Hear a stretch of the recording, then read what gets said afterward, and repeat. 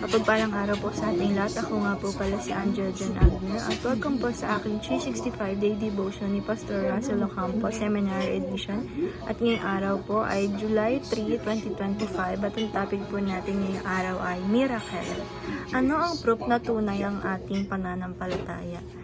And yung scripture po natin ngayong araw is Acts chapter 17 verse 30 to 31 na ang concept po natin, sabi po dito, a miracle is a rare, extraordinary act of God that defies natural explanation. It is God's intentional interruption of the normal course of nature to reveal His power, His purposes, and His presence. Miracles are not just random displays of divine might. They are signs that point to who God is, confirming His message and His messengers. Then yung scripture po natin na Acts chapter 17 verse 30 to 31, sabi po dito, in the past God overlooked such ignorance, but not now He commands all people everywhere to repent. For He has set a day when He will judge the world with justice.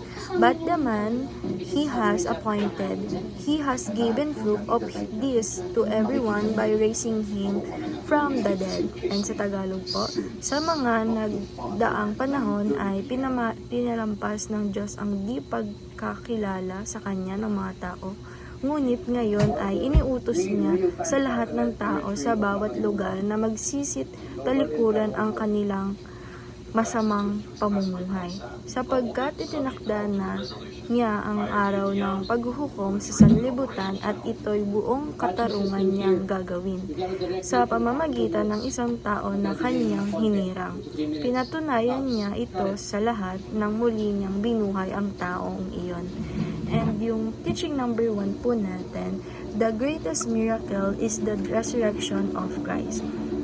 Sabi po dito na yung greatest talaga or pinakakahangahangang miracle na ginawa ng ating Panginoong Diyos is yung resurrection, muling pagkabuhay ng ating Panginoong Hesukristo at resurrection niya para po sa atin na iniligtas niya tayo doon sa mga kasalanan natin.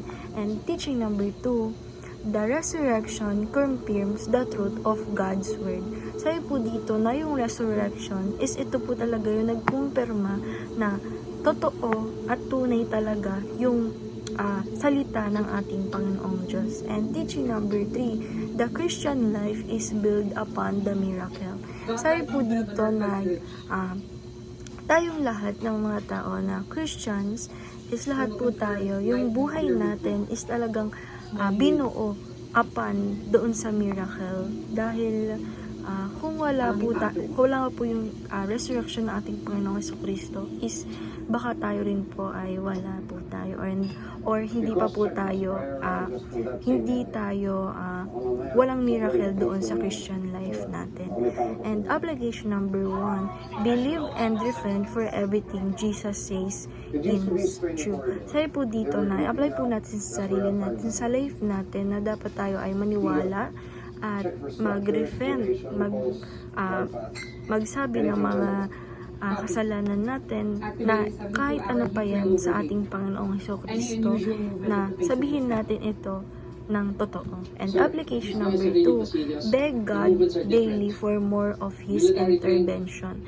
Sabi po dito na tayo po sa buhay natin na magbeg tayo sa ating Panginoong Diyos araw-araw para po sa mas malalim, mas marami niyang intervention sa atin. And application number 3, be a living miracle to others by reflecting Jesus' life.